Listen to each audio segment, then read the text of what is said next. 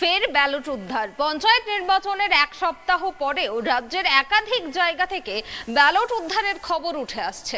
একইভাবে গত কয়েকদিন আগেও বসিরহাটের পাটলিখানপুর এলাকায় মৎস্যজীবীর জালে উঠে আসে ব্যালট পেপার। এই ঘটনার পর আবারও ব্যালট উদ্ধার বাদুড়িয়ায়।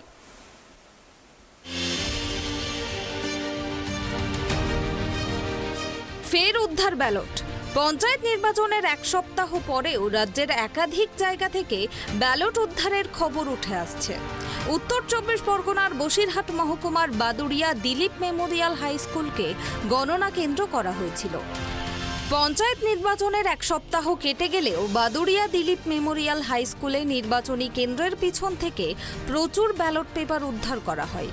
এদিন হঠাৎই স্থানীয় বাসিন্দারা দেখে নির্বাচনী কেন্দ্রের পিছনে পরিত্যক্ত জায়গায় যত্রতত্র ছড়িয়ে রয়েছে ব্যালট পেপার, যার বেশিরভাগই সিপিএম ও কংগ্রেসের সিম্বল মারা রয়েছে ব্যালট পেপারে। এই ঘটনায় চাঞ্চল্য ছড়িয়েছে গোটা এলাকায়।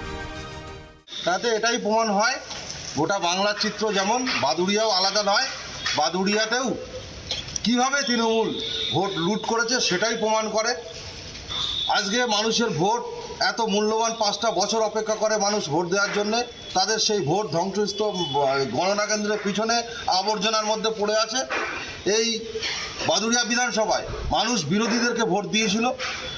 যদি সঠিক ভোট হতো, গণনা কেন্দ্রে যদি সঠিকভাবে গণনা হতো, বাদুড়িয়া বিধানসভায় একটি পঞ্চায়েত তৃণমূল গঠন করতে পারতো না। অবিলম্বে এই তৃণমূল সরকারের পতন চাই। এই সরকারের হাতে বাংলার গণতন্ত্র সুরক্ষিত নয়, বাংলার গণতন্ত্র লুণ্ঠিত হচ্ছে। এই সরকারের পতন অনিবার্য।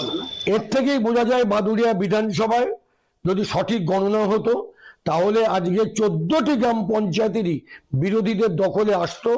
এটা প্রমাণিত সত্য, যার ফলে আজকে মানুষের রায় ধুলায় লুণ্ঠিত আস্থা কুড়ে আজকে পাওয়া যাচ্ছে।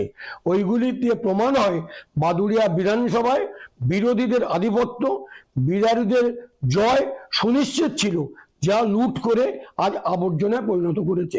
অতএব কত তাড়াতাড়ি সম্ভব এই সরকারের পতন, এটা আমরা যেমন চাইছি, সাধারণ জনগণের মুখে মুখে আজকে প্রতিফলিত হচ্ছে। ইতিমধ্যে ঘটনাস্থলে বাদুড়িয়া থানার পুলিশ এসে ব্যালট পেপারগুলো উদ্ধার করে। তবে কী কারণে এই ব্যালট পেপারগুলো বাইরে পড়ে রয়েছে তা খতিয়ে দেখছে প্রশাসনিক আধিকারিকরা।